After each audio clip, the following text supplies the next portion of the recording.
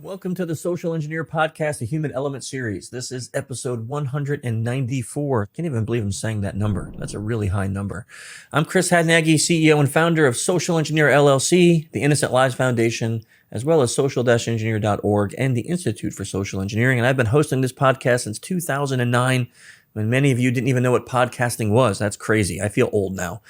If you're looking for any information or resources on social engineering, such as adversarial simulations, risk assessments, phishing services, you should check out our brand new website. We just got done redoing it. I got to thank Jason for all the work he put into it and Patrick. And you can check it out at social-engineer.com, and you can find out more information about what we do there as the sponsor of this show. And if you love the topic of social engineering and you're looking for a place to come and talk about it, we have a Slack channel. Now there's, I think, over 1,200 people in there. They're talking about the psychology behind it, phishing, vishing. We even have a job board where many people have found employment and changed their careers thanks to coming into the Slack channel. So you can check it out in the show notes or find the Human Hacker Twitter account, and it's posted there. You can get into the Slack channel. Talking about the Innocent Lives Foundation, I want to encourage everyone who's listening to check out innocentlivesfoundation.org. I am so proud of the team over there. It's going just on 5 years now that we've been working hard with law enforcement around the globe to stop people who traffic children and who harm children and create child sex abuse material. We are now over 450 cases turned into federal law enforcement, and I cannot be prouder of that fact that we are helping catch people who are really hurting kids. So if you want to support us, you can come over and volunteer, or of course we can use donations. You can find out more information at innocentlivesfoundation.org. And last but not least, on the topic of ILF, one of our amazing board members is Neil Fallon. And if you don't know that name, shame on you. He's the lead singer of the best rock and roll band on the planet Earth, Clutch. You can check them out. They're on tour. New album coming out, pro-rock.com, or go to clutchmerch.com. You can check them out and listen to their new songs. They're amazing. Love their band. I've been a fan of them since I was 17. And they're now helping ILF with all the things that they do. So we, of course, love them even more. And they gave us the music that we get to use for this podcast. Okay, let's get to the meat of the show here. I'm really excited about this one. Robert Kerbeck is our guest today, and he's the founder of the Malibu Writers Circle. He's a lifetime member of the Actor Studio and a graduate of University of Pennsylvania. But this is why we have him here. You may think, oh, that's impressive. But he wrote a book. It's called RUSE, Lying the American Dream from Hollywood to Wall Street. And it's about his secret career as a corporate spy. What does that even mean? We're going to find out. Okay, he's received praise from Frank Abagnale, former CIA Agent Valerie Plame, and Robert's work has been mentioned in so many different publications like the Los Angeles Times, San Francisco Chronicle, Los Angeles Magazine, Lithub's Crime Radio, and on and on. And we have Robert here to talk about the book and what it means to be a corporate spy. Thanks for coming on the show, Robert. Oh, Chris, I'm so glad to be here because, social engineering, I could have called my book Social Engineering, but what I call, rusing is really social engineering. And that's what we as corporate spies did. So this is the perfect place for me to be. And I'm so glad to be here. Okay, I love that you said we as corporate spies. Okay, so this makes it sound like there's a group of you. So let's first ask the question, how do you even become a corporate spy? Well, what happened for me is I grew up in Philadelphia. My family is very well known in the automobile business in Philadelphia. My great-grandfather sold horse carriages before cars were invented. He became one of the first car dealers in Philadelphia. My grandfather took over that dealership. My father took over that dealership, and I was supposed to take over that dealership. And when I graduated college, I had done some plays, and I kind of got really into acting. But when I graduated, I was too chicken to move to New York. That just seemed so insane. And so I went to work for my father. And I just found that the trickery of car sales, whatever, it just didn't feel right to me. The dishonesty didn't feel right to me. So, of course, I go to New York to try to be an actor. Actors need survival jobs. And who stumbles into a job as a corporate spy, which is what I did. And obviously, it was far more dishonest than car sales. I would imagine. But how does one stumble into a job as a corporate spy? Yeah, so a buddy of mine, his brother was my college roommate. He was in New York. He offered to show me the ropes. And one day he kind of mentioned this job, and then he shut up about it right away. And I said, hey, man, you know I need a job. What's this job you got? Oh, I can't talk about it. I can't talk about it. And so right away there was something mysterious about it. And so I forced him. He got me an interview. He really didn't tell me what the job was. I assumed it was some sort of telemarketing. And I go for this interview on the Upper East Side. And as your listeners may know, the Upper East Side of Manhattan is kind of the ritziest area of Manhattan. Doorman, luxury building. I take the elevator up to the penthouse. This woman opens the door. I seem to remember she had a cigarette and a martini, but maybe that's just my writer imagination. But she invites me into the fanciest apartment I'd ever seen, maybe still have ever seen. Everything was white. Everything was pristine. So I knew whatever she did, it was lucrative, right? I knew she was making a lot of money. And so we have the most bizarre interview I've ever done. She never asked me anything about my background, my skill set. She didn't ask for my resume. The only thing she was concerned about was that I had left my father's car business, and she wanted to know how he was taking that. And I left. Sure, I didn't get the job. And then my buddy called up and said, "You got the job." And I was momentarily very excited. And he said, "Don't get excited. She hires everyone because no one is able to do this job." And then the next day I went to work and I began my training and apprenticeship as a corporate spy, and quickly learned what we were hired to do, what we were tasked to do was to go into major American corporations and find out anything and everything that their competitors wanted to know about them. Right. We all know the Russians spy on the Chinese spy on us. But what most people have been shocked to find out, and apparently my book is the first book to really write about this, is how much money American corporations spend every year on hiring spies to find out secrets on their main rivals. So I imagine this involves you having to go get a job at the competitive company. Well, that's called going inside, internal, and we did do that at times. But remember, most of the spying I was doing was 90s and aughts.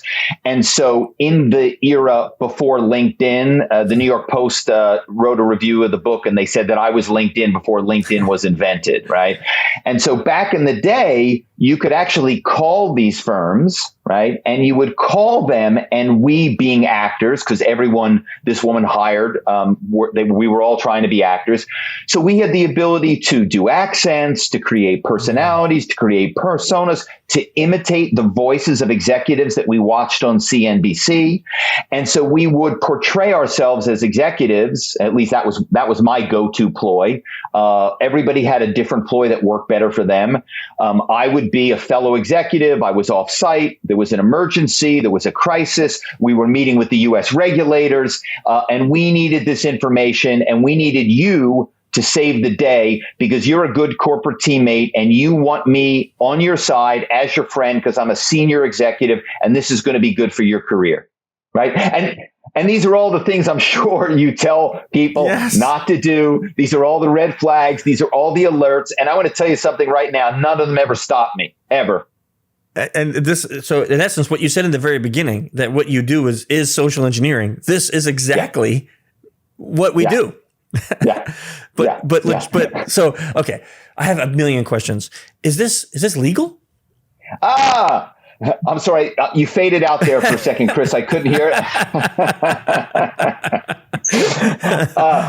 Great question. I mean, look, I think the word would be quasi illegal.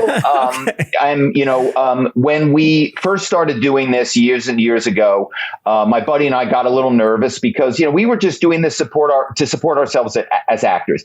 When we first started doing this, we were getting $8 an hour. Okay. Now that seems ludicrous to me now. Yes. And it seems ludicrous that we were putting ourselves in jeopardy for such a small amount of money.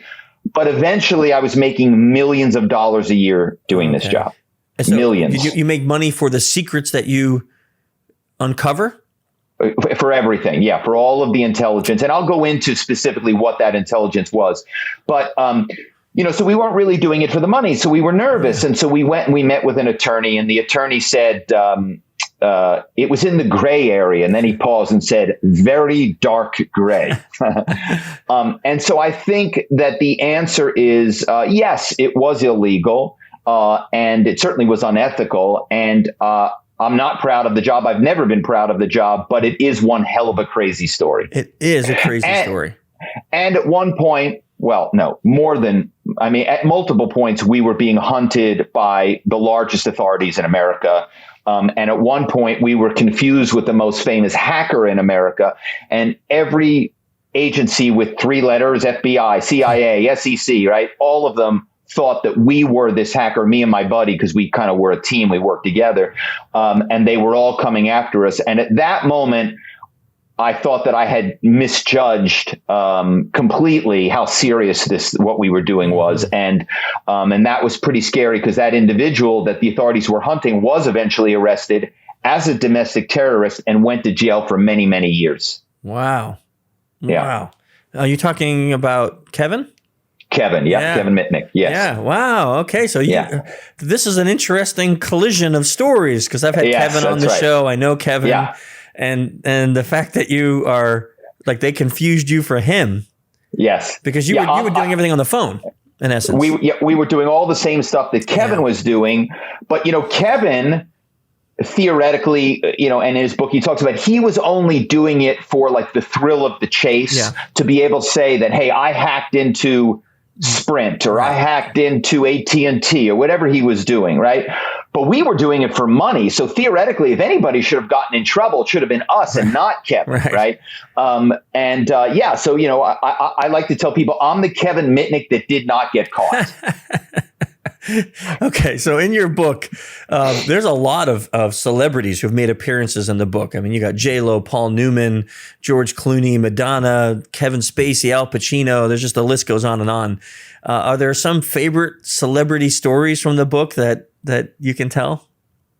Sure. Well, again, I was an actor. This job was only to support me, and I was working all the time. I have a pension from the Screen Actors Guild. I had a major agent and manager. I did over 50 major lead roles in TV shows.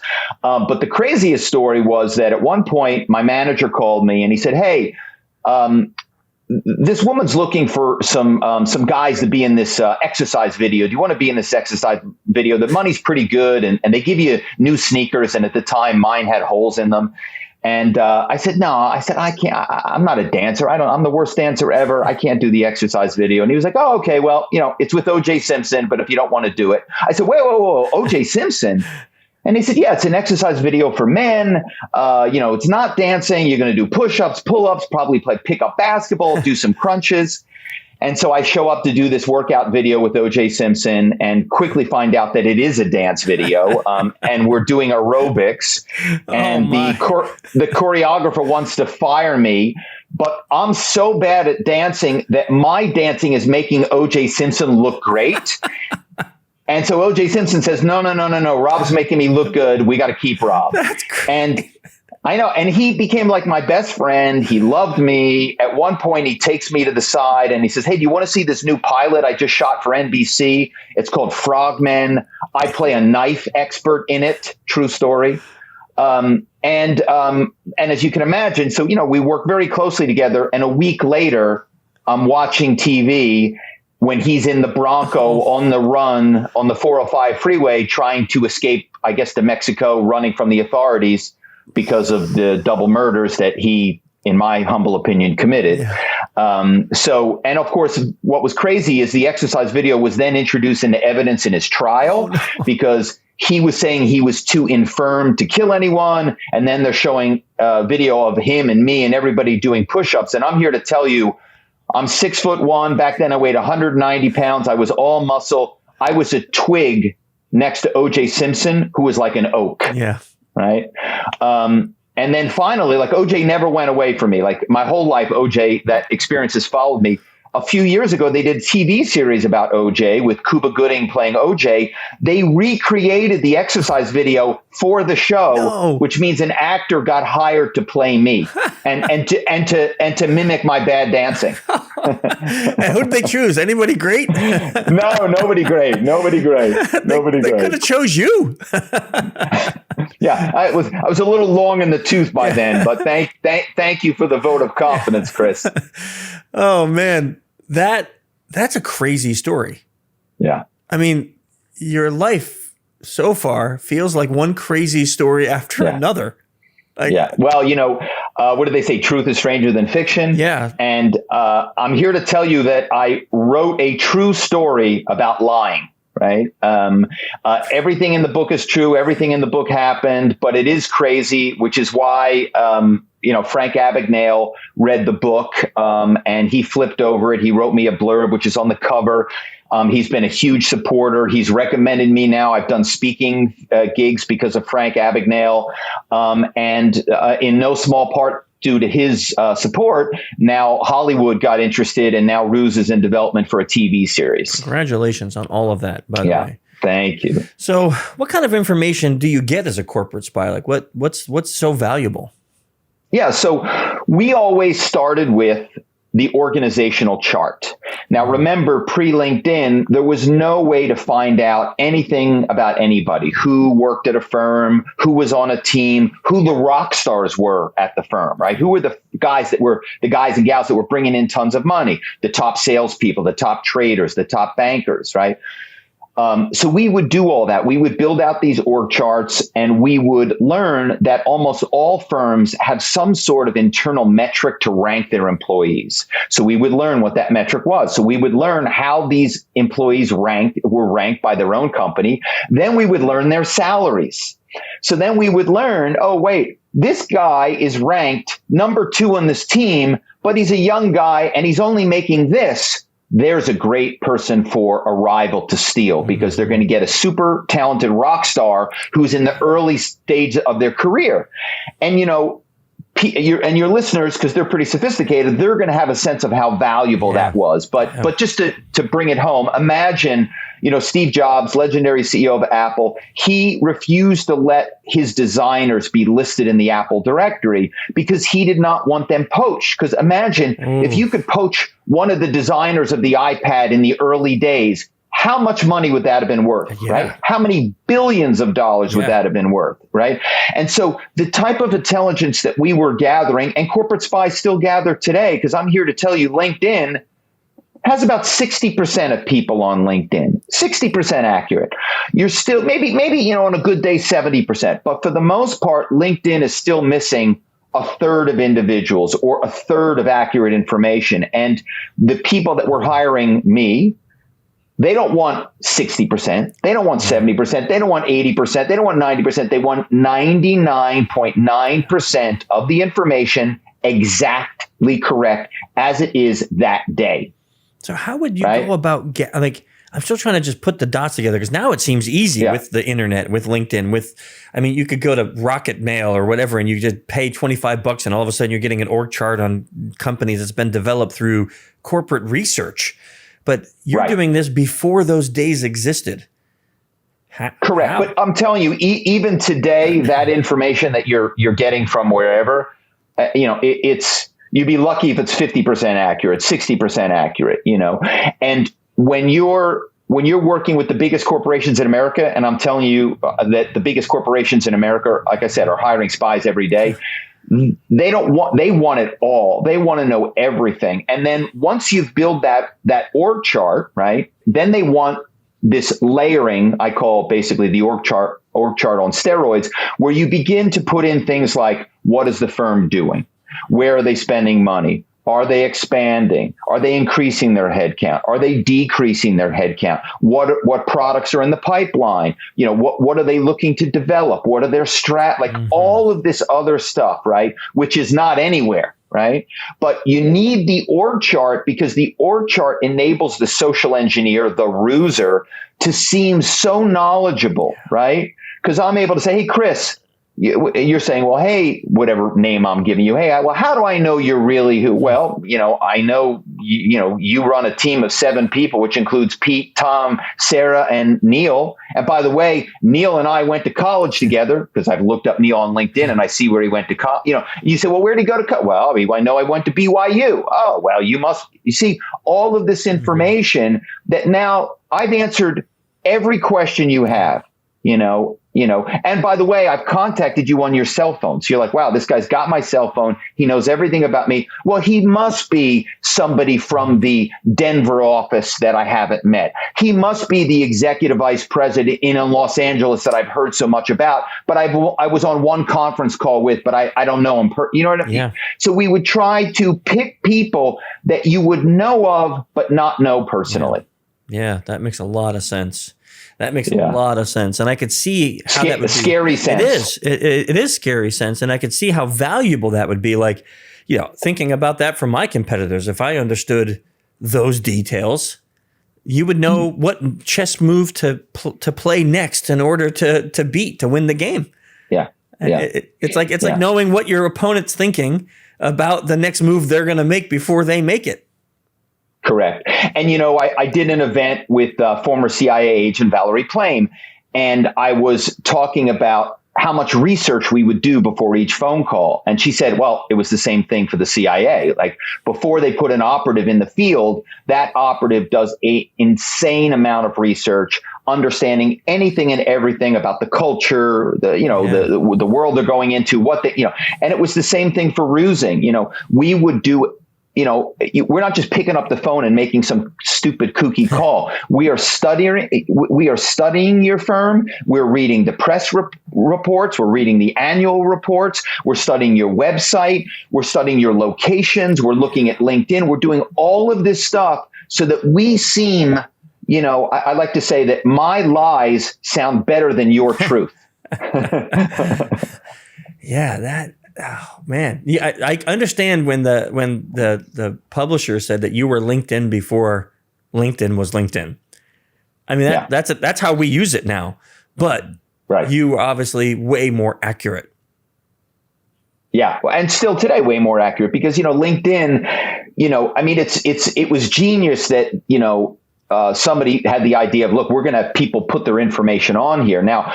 What shocked me in the beginning with LinkedIn was how much information people would put on there that was basically sensitive corporate information. I run a team of 32. I just closed the deal with such and such for $18.4 million.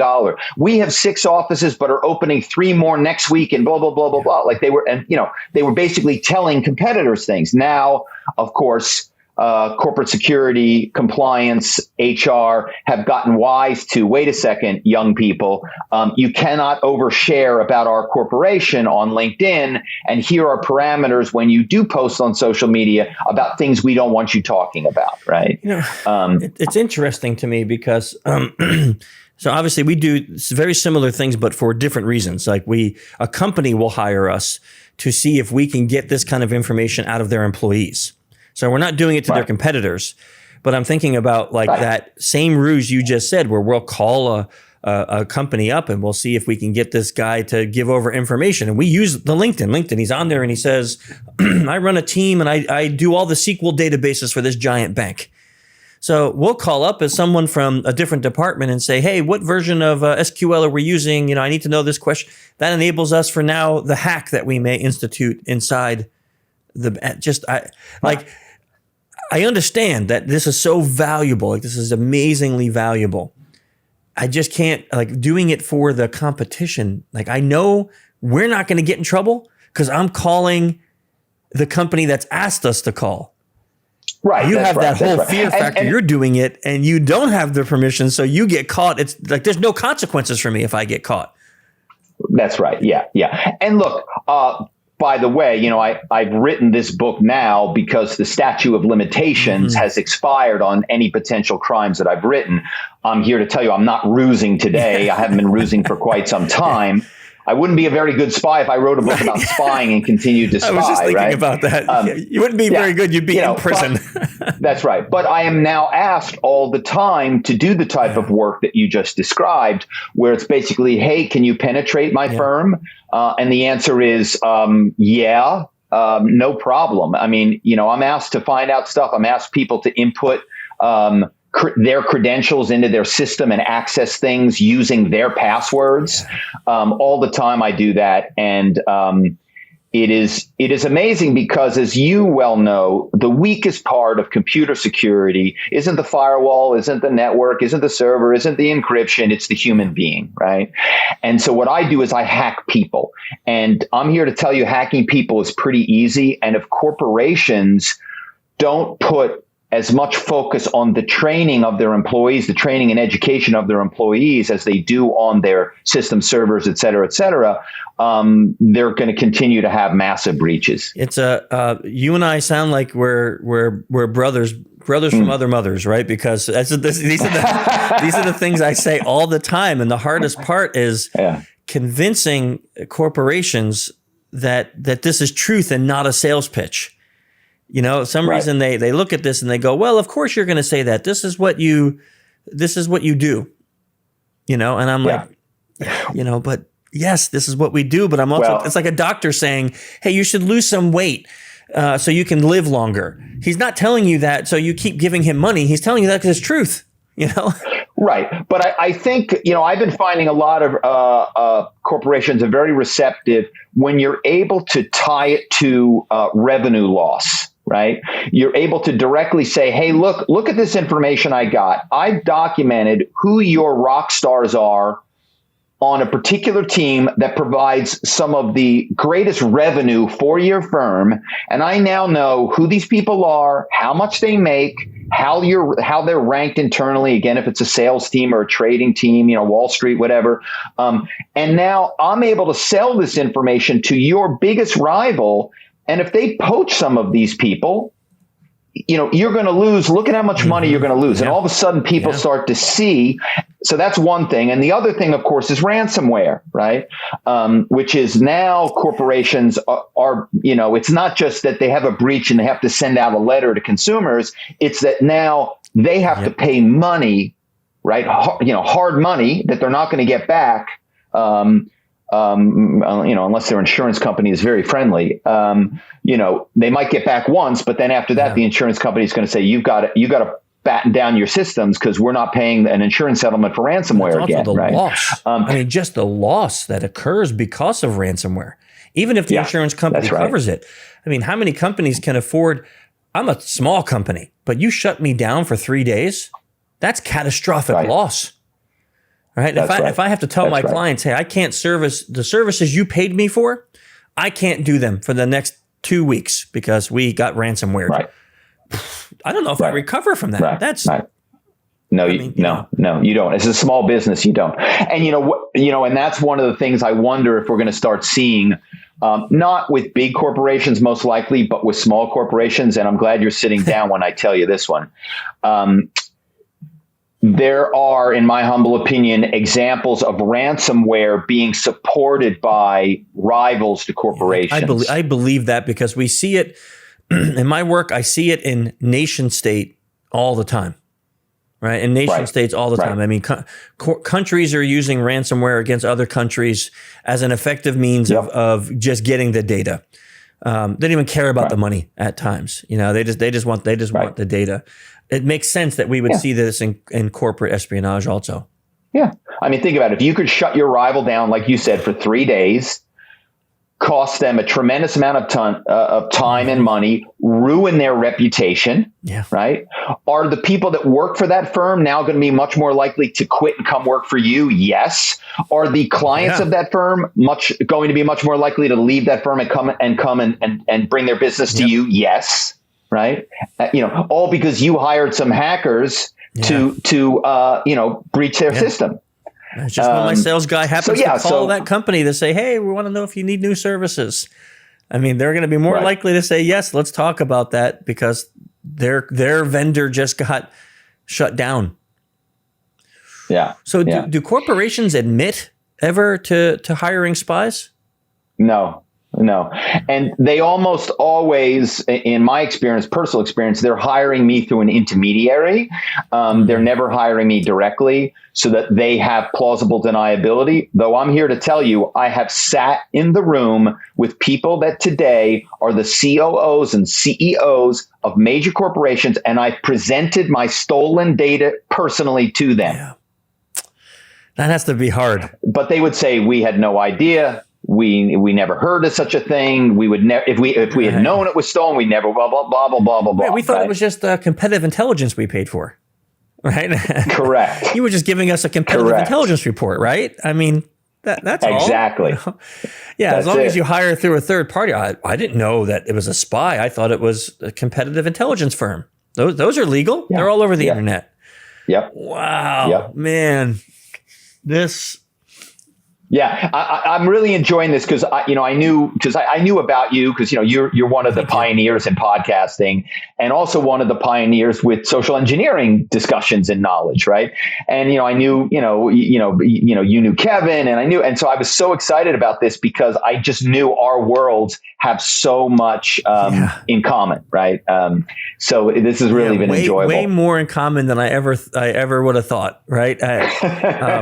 But fascinating too to be able to now look at the other side of that world that you were in, and use that knowledge to bring some security and education to folks, like what you're doing in your book.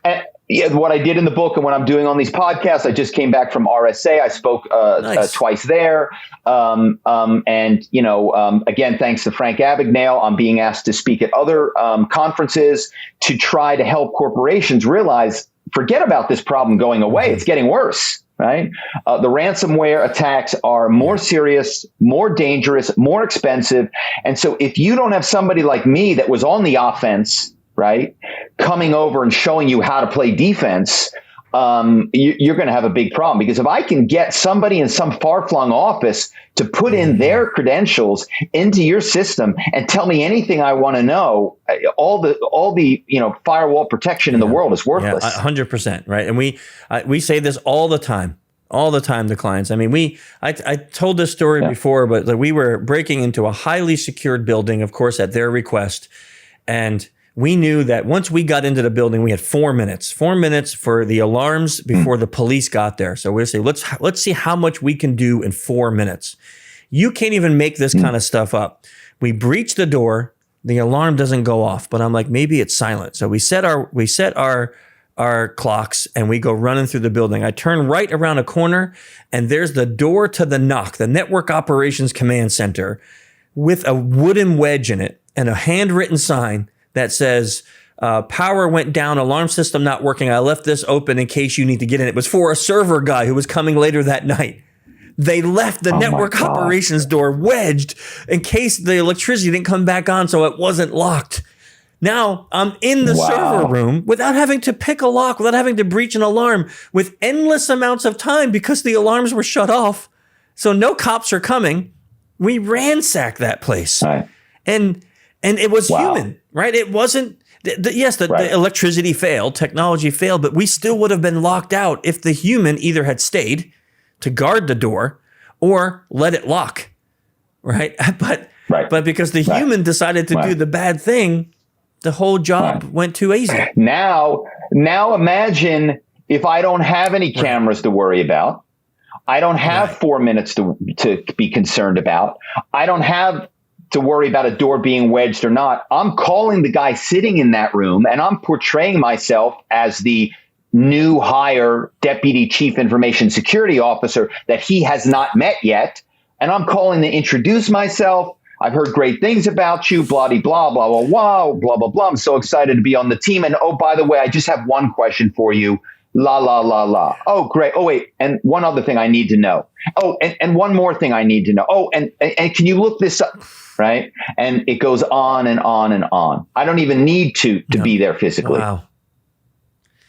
Yeah. I don't need a password. Like I said, I don't need to know how to hack your server. I'm hacking the human beings who are in charge of the servers. What years was all this taking place? This is all 90s through the crash. When the crash came, 2008, 2009, 2010. And this is all in the book. I kind of began to reevaluate, where life had led me, and that's kind of when I circled back to writing. And I'd started out as an English major in college, and all of a sudden, but I couldn't sit still. And so all of a sudden later in life, I circled back and I was like, wait a second. Yeah, I don't want to do this anymore. I had a child and my child heard me on the phone doing some of my crazy stories, probably heard my German accent. This is Gerhard calling from the Frankfurt office. They have the European Union regulators here and they need some help. Right. And by the way, one of the crazy things is the more outlandish the ruse, the more outlandish the accent, the more outlandish the story, the more believable it was, right? It's kind of counterintuitive, right? You go, wait a second. but people would hear an accent, and the firm, these firms have offices all over the world, and they go, "Oh, that's the guy in Frankfurt. Oh, hey, great to talk to you." Or that's the guy in Dublin. "Oh, wonderful, your Irish accent, I love it." Right? And all of a sudden you have this rapport, and people are just going to tell you anything and everything because they have no reason to suspect you. Who's calling you putting on an accent? Nobody in normal life, right? Nobody in normal life. That is for sure. Right. This is fascinating, Robert. I'm sure people that are listening to this, they're going to want to know more. So where can they go to find you, the book, the next thing you're doing? What's the best way to connect with you? Go to my website. It's robertkerbeck.com, Kerbeck, robertkerbeck.com. There's a lot of fun stuff on there. Obviously, you can go and buy RUSE, from wherever you like to buy books. But there's some fun things on there. The book trailer is on there. The publisher did a really cool trailer for the book, which is fun and gives a sense of a lot of the things we're talking about how valuable this information is. And then there, other books I've written, short stories I've written. There's some links to some films I've written. So there's a lot of cool stuff. We have a couple questions we always ask people. Obviously, you got to this place in your life. You mentioned a few people, but do you have any mentors that you would say that without them in your life, you just wouldn't be where you are? Yeah, I think, and it just kind of came to me in our call today, that professor. My freshman year, I was at Drexel University, and Drexel was known as a kind of an engineering school, and that wasn't really the road I wanted to go down. But this guy was teaching English, and he read a paper I wrote, and he said, "What are you doing at this school? Like, you're a good writer. You should go to a school where, And so I did. I transferred to the University of Pennsylvania and became an English major. And so that professor basically changed my life. And here I am, after not having written for most of my life, having circled back to now being a full-time professional writer. That is really cool. Yeah. And you mentioned Frank so many times that I've